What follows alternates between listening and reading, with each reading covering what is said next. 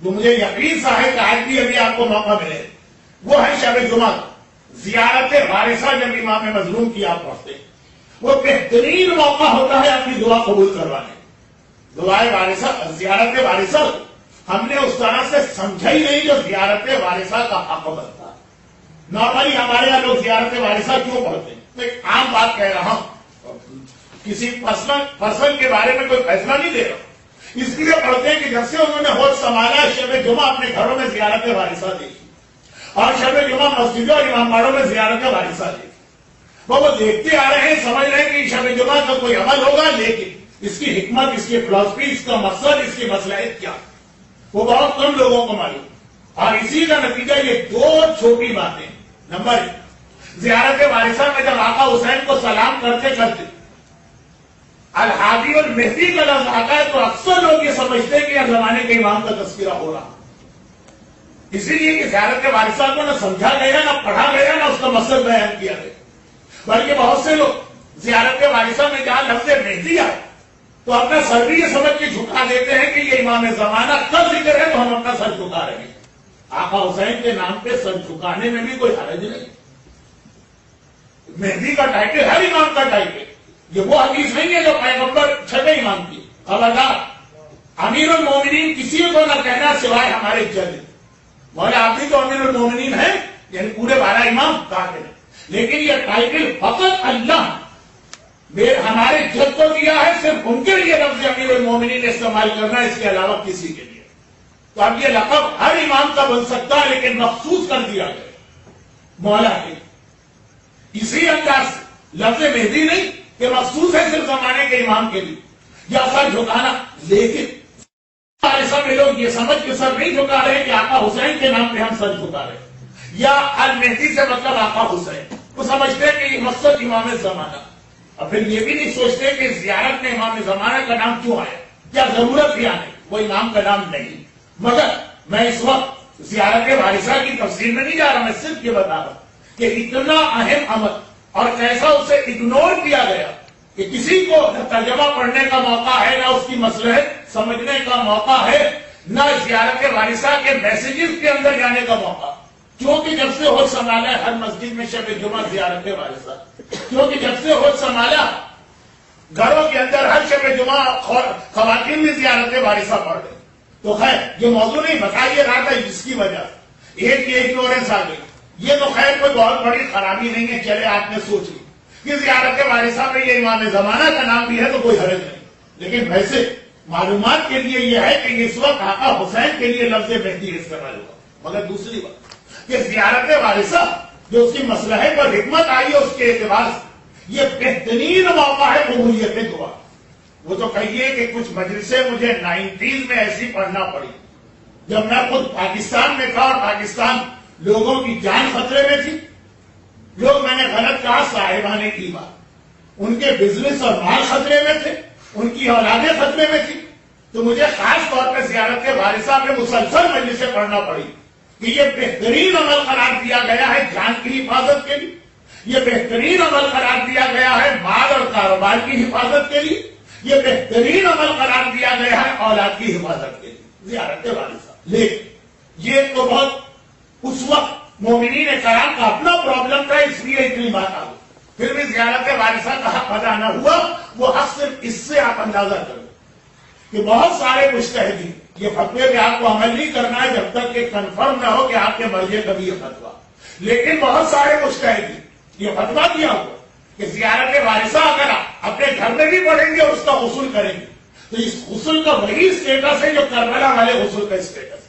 کربلا میں اگر آپ آقا کے حرم میں جا رہے ہیں اور غسل کر کے جائیں گے تو اس کے بعد آپ کو وضو کی ضرورت نہیں۔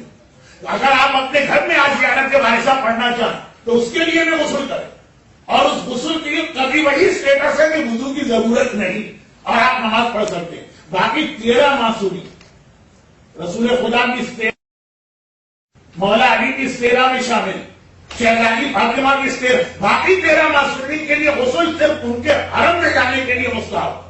اپنے گھر میں اگر آپ ان کی زیارت پڑھنا چاہیں تو غسل مستحب نہیں۔ میں اس وقت اس ڈیٹیل میں جانا بھی نہیں چاہ رہا تھا، وقت بھی نہیں تھا، لیکن بات مکمل کرنے کے لیے. تو زیارت وارثہ اپنے گھر میں بھی پڑھی جائے گی. ان شارٹ میں کہنا کیا چاہ رہا ہوں, تھوڑا الجھ گیا, میں کہنا کیا چاہ رہا ہوں کہ زیارت وارثہ جب آپ اپنے گھر میں بھی پڑھتے ہیں تو اس کا وہی اسٹیٹس ہے جیسے کربلا میں آقا حسین کے روضے کے سامنے کھڑے ہو کے زیارت پڑھ رہے ہیں.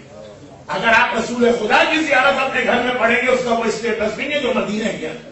اگر آپ شہزادی فاطمہ کی زیارت پڑھیں گے اس کا وہ ثواب نہیں جو جنت البقیع میں زیارت پڑھنے کا ثواب. اگر آپ مولا علی کی زیارت پڑھیں گے تو وہ منزل نہیں ہے جیسے آپ نجف میں مولا کی زری کے سامنے, صرف زیارت وارثہ کا اسٹیٹس. تو اس سے میں کہنا کیا چاہ رہا ہوں, ایک فقہی مسئلے کی مدد سے میں نے بات سمجھانے کی ناکام کوشش کی. آئیے اب پیغام دے کہ اگر کربلا میں آپ جائیں, اور کتنے سارے لوگ گئے ہوئے اور ہر سال جا رہے ہیں اور بار بار جا رہے ہیں, جب کربلا میں زری کے سامنے جا کے زیارت پڑھتے ہیں تو اسی طرح آپ یہ فوراً اپنی حاجتیں پیش کرنا شروع کر دیتے ہیں.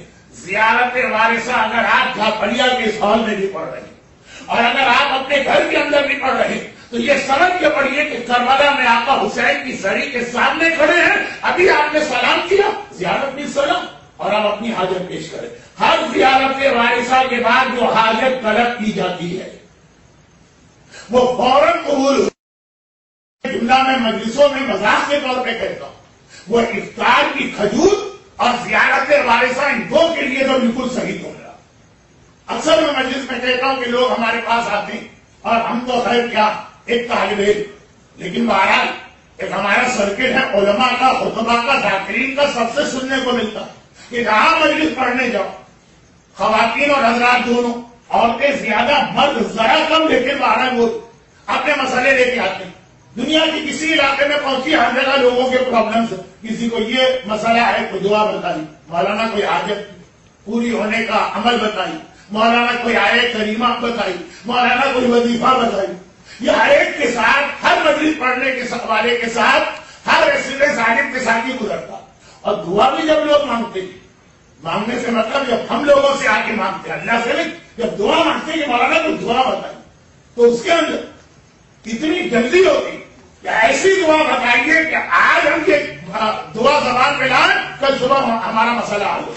بالکل جادو منتر کی طرح کی دعا, جس پر میں اکثر ایک جملہ کہتا ہوں کہ لوگ دعا اس طرح مانگتے ہیں جیسے اتنے جلدی اثر ہو کہ جتنے جلدی اثر تو خالی پستول کی گولی کرتی ہے, وہ بھی اگر صحیح نشانے پہ لگائی جاتی ہے. ہمارے نشانہ باز میں ادھر ادھر مار دیا تو مرے گا بھی نہیں, سامنے والا تکلیف بھی بڑھ جائے گی. تو اس طرح سے دعا نہیں ہوتی کہ آپ نے پوٹیشیم سائنائڈ کا زہر کھایا اور 1 سیکنڈ کے اندر مر گئے, یا گولی سیدھی آپ کے دل اور دماغ میں لگی اور آپ مر گئے. دعا نہیں ہوتی. لیکن یہ دو دعائیں ایسی جن کے بارے میں اطمینان کے ساتھ کہہ سکتا ہوں کہ شاید جو پبلک کی ڈیمانڈ ہے وہ دو موقعوں میں اسی طرح پوری. زیارت وارثہ کے بعد سوچ سمجھ کے دعا کریں, روٹین والی دعا نہیں جس میں آمین آمین کہتے ہیں, آپ کو یہ بھی نہیں پتا کہ کہنے والے نے ابھی کہا کیا جس پہ میں آمین کہہ رہا ہوں. وہ ابھی واقعا دل کی گہرائی کے ساتھ ہر زیارت وارثہ کے بعد ایک دعا. آج بھی انشاءاللہ زیارت وارثہ ہوگی, جس کی وجہ سے میں اپنا بیان مختصر کیے دے رہا ہوں. اور اس موقع کی دعا اتنے ہی جلدی قبول ہوا کرتی ہے, وہ لفظ تو میں نہیں کہوں گا جو مفاتیح الجنان ایک دعا کے آگے لکھا ہوا, اگرچہ وہ ثابت نہیں ہے لیکن لکھا ہوا کہ راوی نے کہا یہ دعا کرو اور اگر فوراً پوری نہ ہو تو میرے اوپر لعنت کرنا. میں یہ تو نہیں کہوں گا کہ آپ میرے اوپر لعنت کریں, بہت سارے لوگ اس کے بغیر ہی لعنت کرتے ہیں صبح شام. لیکن یہ دو دعا ماہ مبارک رمضان کا حالف تھا اور ہر شب جمعہ جب زیارت وارثہ پڑھے. اور اسی کے اندر میں نے ضمناً یہ بتا دی کہ آقا حسین کی زیارت جب پڑھی جائے تو یہی سمجھ کے پڑھی جائے گی جیسے آقا آپ کے سامنے بیٹھے, یہ زری ہے, آپ زری کے سامنے کھڑے, آقا کو آپ دیکھ رہے ہیں, آقا آپ کو دیکھ رہے ہیں. شب جمعہ کا دوسرا پیغام دعا, اور جب ایوری شب جمعہ زیارت وارثہ پڑھتے ہی ہیں تو اسی کے ساتھ دعا ملائیے اور دیکھیے. اور تیسری